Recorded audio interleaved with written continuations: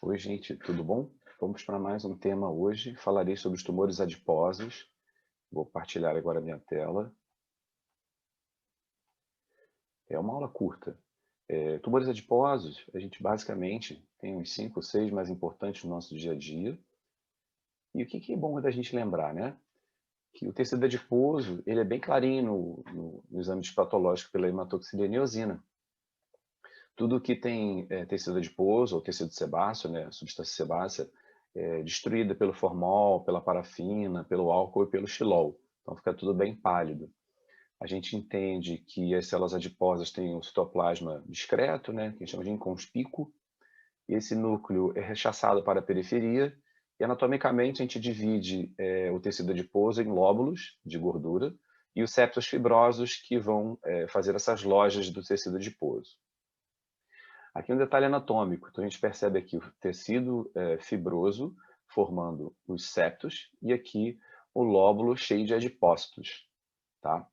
Vasos sanguíneos percorrem pelos septos para nutrir os lóbulos de tecido adiposo. Então aqui um detalhe da veia e da artéria que vão nutrir os lóbulos de tecido adiposo. A gente percebe aqui os núcleos rechaçados para a periferia, então aqui são lóbulos de adipócitos.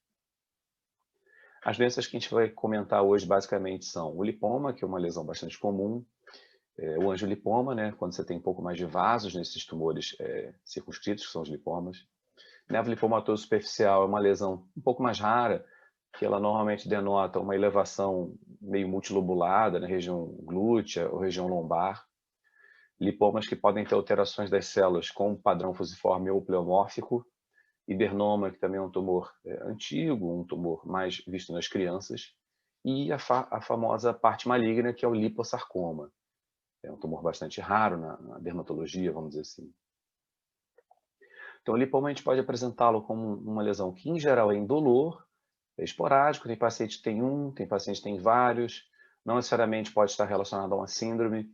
Histologicamente, são tumores que eles têm uma cápsula conjuntiva bem fininha, e dentro só o lóbulo de adipócitos, tá? Com vários adipócitos maduros e típicos.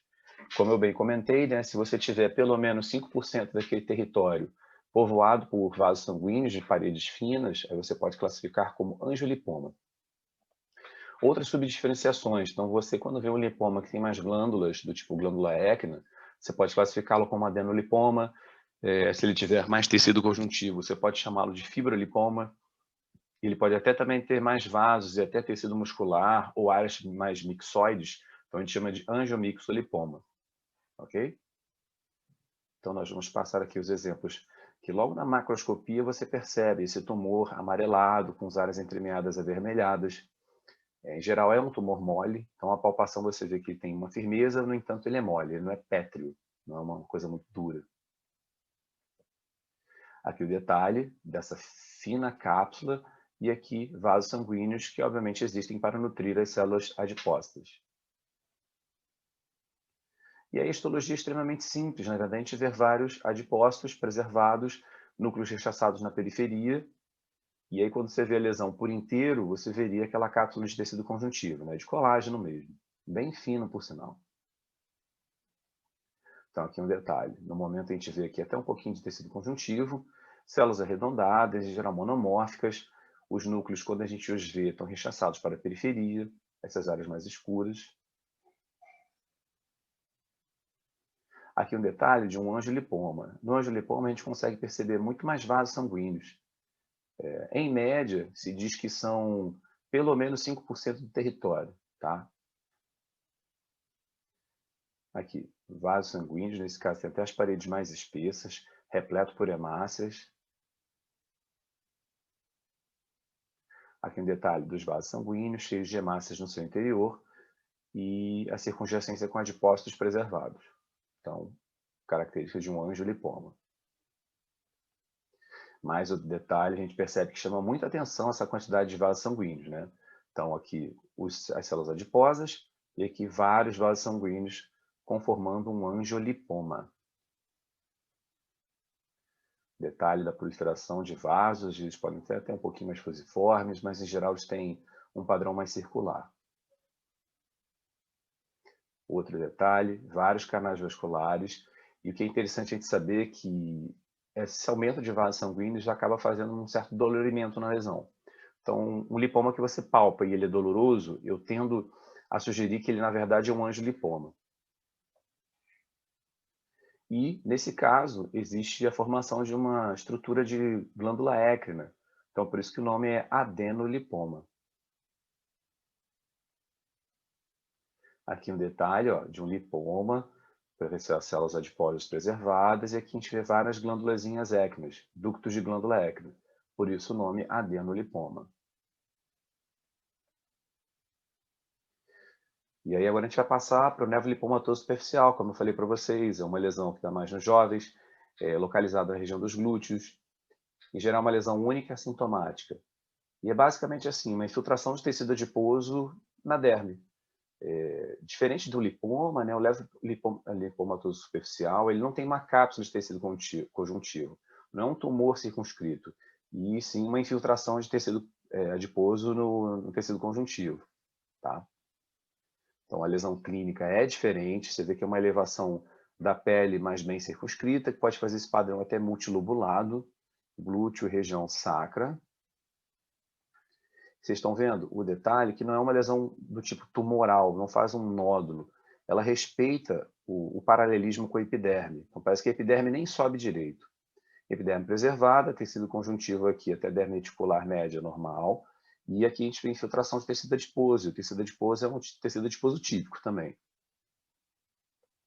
Então, olha o detalhe, epitélio preservado, até levemente pigmentado, e a gente olha aqui realmente um afluxo de tecido adiposo típico. Estão vendo? Células adiposas com seus núcleos, podem haver alguns vasos também. Então, esse é o nevolipomatoso superficial. Olha o detalhe, infiltração de adipócitos maduros na derme superior, quase que chega na derme papilar. Então, mais exemplos do nevolipomatoso superficial. E o diagnóstico diferencial pode ser feito com pólipo fibra adiposo, que o pólipo fibra adiposo em geral é uma lesão única de padrão polipoide, e a gente vê claramente que não pode haver anexos nessa pele, porque é um pólipo, então seria uma sobrelevação da derme papilar. Tá? E aí nessa sobrelevação de derme papilar existe o afluxo também, né, a infiltração de tecido adiposo. Então esse diferencial, o pólipo fibra adiposo, ele é muito mais polipoide e não pode mostrar anexos. Aqui o exemplo. Todo mundo vai olhar uma lesão dessa, vai pensar em pólipo fibra epitelial, às vezes nevo de una, até neurofibroma. Então, o exame histopatológico é que vai fazer essa diferenciação.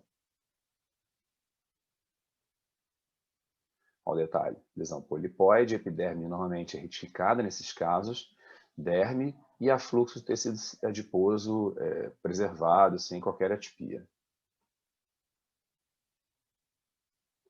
O lipoma pleomórfico já é uma lesão um pouco mais rara. A gente consegue perceber que os adipócitos já têm tamanhos diferentes. Tá? E ele mostra realmente pleomorfismo do tamanho das células e do tamanho dos núcleos. Então, é um caso que você tem que ficar mais esperto. Né? Para alguns autores, é até considerado a mesma entidade, lipoma pleomórfico e lipoma de células fusiformes. As lesões são únicas, a gente encontra no pescoço, ombros e no tronco, basicamente em homens mais velhos, né, a partir da 5ª década. E apesar de serem considerados benignos, eles têm atipia. No entanto, as mitoses, as necroses são escassas, a gente não consegue encontrar. Podem mostrar também um padrão de tecido conjuntivo mixoide. Então, a produção de mucina pode ser vista. E as células fusiformes, né, podem ser positivas para os marcadores vimentina e para o marcador CD34 na imunistoquímica. Então, olha o detalhe. Células de tamanhos diferentes, algumas células aqui um pouco maiores, núcleos mais atípicos. Realmente são núcleos dignos de nota, a gente não pode deixar passar, tem que descrever isso, que é um lipoma pleomórfico. Em alguns momentos as células têm padrão mais fusiforme, inclusive. Faz esse padrão também parecendo um florete, né? uma grinalda de núcleos. Lembra até uma célula de Touton. Então também é característico no lipoma pleomórfico esse tipo de célula.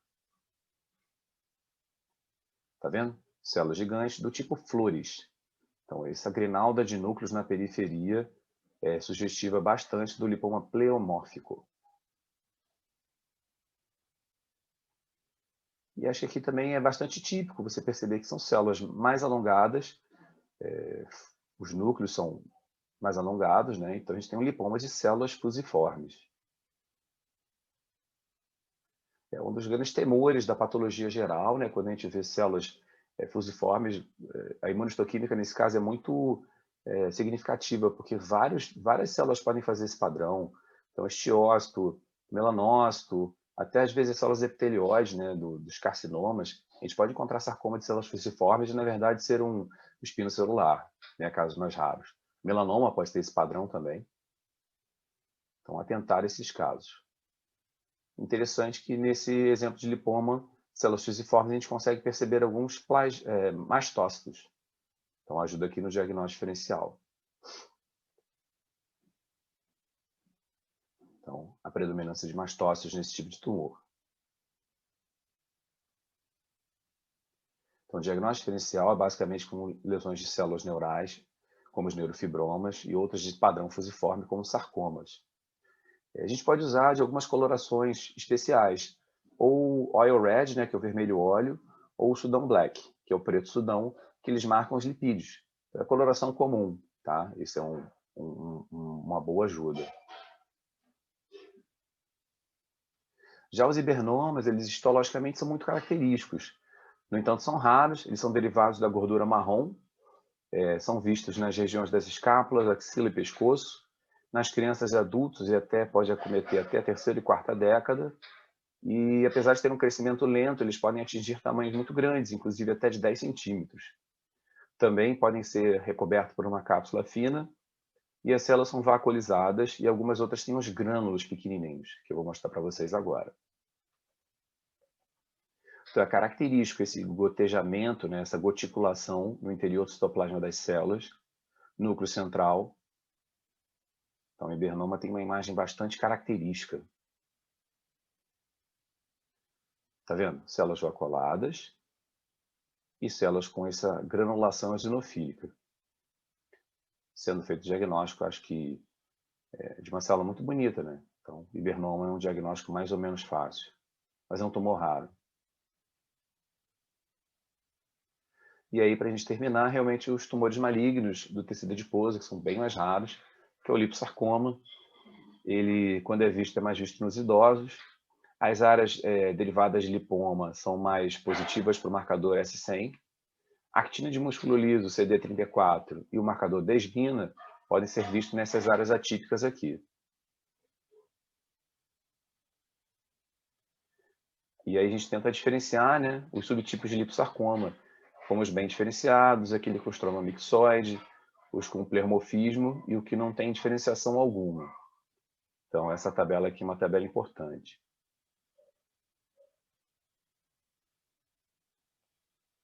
Então, detalhe de novo, para aqui, adipócitos, núcleos de tamanhos diferentes. Esses adipócitos também têm tamanhos diferentes. Então, é um caso que nos traz dificuldade, mas acho que uma boa correlação clínico-patológica e complementação com a imunistoquímica nos faz chegar ao resultado final. Então, olha um detalhe aqui dessa hipercromasia nuclear, núcleos de tamanhos diferentes, realmente é um tumor maligno e às vezes difícil de você triar. Então, a imunistoquímica pode ser necessária. Então, passamos aí pelos tumores lipomatosos. O lipoma basicamente é um dos mais comuns, né? Raramente a gente encontra um neoblipomatoso superficial, lipoma fusiforme / pleomórfico mais raro ainda. Então, eu espero ter contribuído aí com o ensino de vocês sobre a área dos lipomas. Tá bom, gente? Muito obrigado. Até mais. Bom estudo.